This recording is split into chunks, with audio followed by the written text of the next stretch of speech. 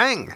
Neeves Knives, I'm Jared, and today we're checking out the Benchmade Redoubt for the first time. It's a USA-made knife by Benchmade, and yeah, this is the first time I'm getting to check it out. I do think it is a good-looking knife. It just has a very useful look to it, similar to the Benchmade Griptilian, and I love the Benchmade Griptilian. Well, stop the show for a second because I got a shout out to my Patreons. Thank you guys for all the support. You guys have been amazing. Absolutely amazing. We are about to hit 200K. Can you guys believe that? That's incredible. 200,000 subscribers. And I got the best patrons out there because they're supporting Neeves Knives. That's why. So, the reason why I got an extra Redoubt EXO, I know they're very difficult to get. I know they sell out immediately. So I wanted to make sure I bought one of my patron members a Redoubt EXO, so it will be one of the many giveaways that we do this month to the patrons. So shout out to you guys, and let's get back to the show. Beautiful drop point blade. I love the swedge on the top. Very neutral handle. We're going to get into all the materials and everything, but we have CPMD2. We'll talk more about that in a second. FRN handle. Then we have like this beaded FRN, wraparound backing that goes all the way around the handle. It's one solid piece. So it is a great EDC size, great work knife size. It's a full-size knife, very neutral handles. And it's using their access lock. Now, I do think this is a titanium thumb stud. I'm not 100% on that. But while it's very easy to flick, I can go straight up or I can go straight out to the side. It works just fine. I can easily reverse flick it. I do feel that the thumb studs feel like they're maybe a bit small. Or maybe they feel a bit short. Now, like I said, it's just fine. I'm not having any issues with it or anything. It's just, I don't know. I don't know if they feel like they're tight to the scale or maybe if they should have knocked this back just a little bit farther. I'm not sure. But like I said, the reverse flick feels great. I mostly feel it in the thumb flick. But maybe I'm just adjusting to it. Like I said, it is just fine. The access lock, easy to get to, nice and grippy. Very smooth right out of the box. This is fresh out of the box. Hasn't even had a chance to break in yet. Nice and smooth on the drop. Nice and centered. Lock up. Pretty solid. With access locks, you can kind of feel a little up and down towards the lock. If I push up, it does go it goes away. Yeah. So, oh, there we go. Now she's locked up like a rock. So, it's just the way an access style lock goes. Yeah, she's solid now. Sometimes that bar has to break in a little bit. And even if you feel a tiny, and I'm talking about a tiny bit. Even if you feel a tiny bit, it doesn't mean the lock is any weaker. It's not like a frame lock or a liner lock. It's a crossbar lock. So in order to fail it, you'd have to break this bar going this way, so it would have to snap through that bar, which, is not going to happen under any sort of regular use or even hard use. You'd have to be doing things you shouldn't be doing with a knife to break it. So ergos are very, very comfortable. A little bit sharp on the inside edge. I do wish it was G10. Maybe in the future we will see some aftermarket scales. I know I'd love to see that, but it is still very comfortable. I can tell I can get a ton of leverage into a cut since it does not have a flipper tab. Yes, it does have the finger guard, so with all this jimping and texturing everywhere, you're really locked in place. You're not going to slip up the blade or anything, but if you wanted to, you can go right over the top of the finger guard for up close push cuts, which I like to do a lot. So, yeah, very, very comfortable. And like I said before, neutral grips, you can get reverse cuts really easily.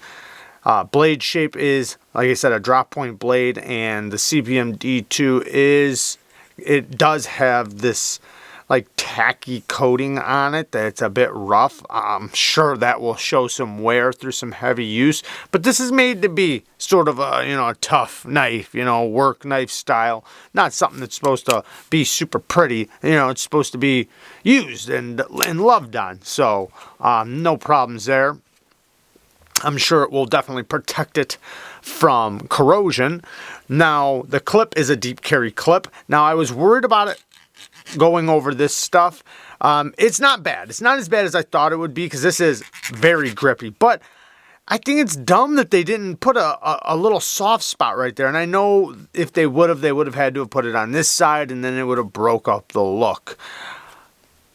But, you know, at the very least, put it on this side. And then if somebody wanted to, I don't know, maybe they could just do it themselves, or maybe not because they probably void the warranty. I don't know. But I just don't understand why they wouldn't do it. Now, it's good going in the pocket. Going out of the pocket, that's where you feel it just a little bit. Not bad, just a little bit. But it's just fine. It's not as bad as you would think. I haven't used it a lot because it is fresh out of the box, but I did throw it in the pocket for 1 second. So I don't think it'll be something that annoys me too bad. But anyways, you would think though they just throw a little landing pad under there. Now T6s all the way around. I wish they were T8s, but we do have a T8 pivot. You know, standard Benchmade, you know, that's how they do it. I'd prefer to see some T8s all the way around, you know, make it a little tougher. Stop pin is a good size. Now, let's talk about this CPMD2 thing. So, I know people are thinking that, oh, and by the way, the clip, I don't feel it in the hand. It feels great. The clip is nice and low profile enough because it goes right in the back right there, and you can reverse it. So you just unscrew that and flip it around to this side. So very low profile in the hand. Like it's actually extremely comfortable in the hand, surprisingly. The way they did it, they landed it in a perfect place. But CPMD2, I know people are going to think, why did they use CPMD2, D2, it's too much money for D2. Now, I'm going to argue for them on this one. I don't think it's that big of a deal. Granted, yes, I would love to see it be crew wear or, you know, M4, 4V or something. I would love that for sure. But CPMD2. So CPMD2 is the powdered metal ergy version of D2. So it's a powdered steel. Now, because it's a powdered steel, it's going to be more finer grained and it's going to be tougher than regular D2. Now, also the edge retention is going to, you know, probably go up by a little bit.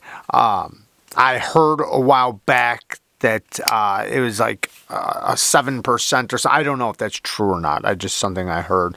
But, you know, you'll at least get the same edge retention, if not a little bit better than regular D2, and it's for sure going to be a little bit tougher. Now, is it overpriced or is this knife a little bit too overpriced for, you know, to put CPM D2? I don't think so, and let me explain. Because one, the reasons why we have issues with D2 is because a lot of overseas companies are doing it and they're pumping it out like water. I mean, it's almost like they're heat treating it on an assembly line or something, which I don't doubt in a lot of cases from some of the companies over there. So this is done by Benchmade. So it's going to be heat treated correctly and properly, you know. So you can expect to have a decent heat treat on it. Now they're running it, I think it's 60 to 62, but D2 holds a really good edge. You know, it's a good edge holding steel when done right, you know, when done well. So it's going to be a little bit more difficult for people to sharpen. You know, a lot of people say that, you know, like with S30V, you know, it's even easy, you know, it's easier to sharpen than D2. I personally don't have a problem sharpening D2, but some people do, so I'm not going to argue with them. But personally, I would just, you know, say use diamonds. You start with a coarse stone, right? Always start with a coarse stone, no matter what steel you're sharpening. Start with a coarse stone. I think D2, CPM D2, does well with a coarse to medium grit edge. So I say between 400 and 800 grit is, in my opinion, where it shines. Maybe even up to 1,000 grit. But I personally don't like to take it over 1,000 to 1,200 grit.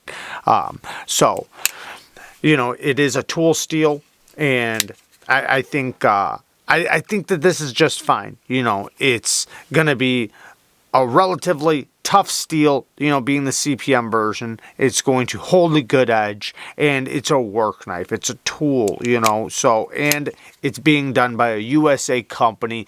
Benchmade. So it's not this. The same D2 you're getting overseas. And that is important to distinguish. We can't put things all in a bucket, and just say that's the way it is, because that's not the way it is.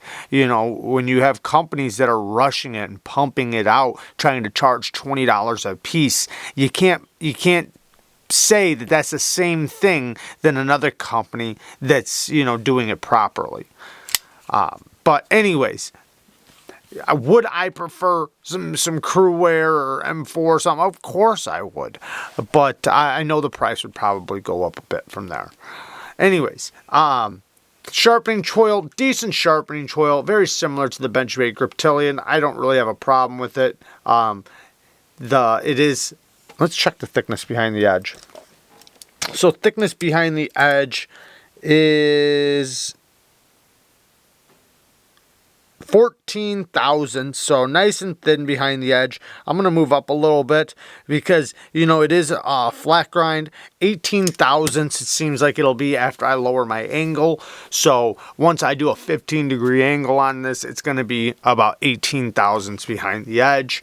And it'll give me plenty of life to sharpen up. I got to about right there until it starts hitting the plunge grind. And, being a flat grind, it's going to be a nice robust grind. The blade stock thickness doesn't seem like it's too crazy thick. 125 thousandths on my calipers. So 125 thousandths. Nice, relatively thin blade stock. Somewhat of a broad blade. Full flat grind. The tip is going to be pretty durable. You're not going to have to worry about that tip. I'm glad they didn't go too robust with this because, I think some, not all, but some of the American companies, they like to go a little extra on the thickness and the grinds. I think we should lean towards, thinning them out a little bit more. I would have loved to have seen this with a hollow grind. Now I know this is trying to be a little bit more of a tough knife, work knife and stuff. So I don't blame them for doing a flat grind on it. And I'm very happy with what I have here. So I can't wait to actually put it through the tests and see how it competes. Because, this is a great shape, good looking shape, very functional. I'm not positive, but I'm sure in the future we're going to see possibly some upgraded versions, which would be very cool to see. It does remind me of the Griptilian quite a bit. But I would love to see them do a sheep's foot version like they did on the Griptilian on this. Man, oh man, that'd be right up my alley. Very similar to this, throw it on this. Oh man. Oh, that'd be so awesome. But you can see a lot of comparisons here.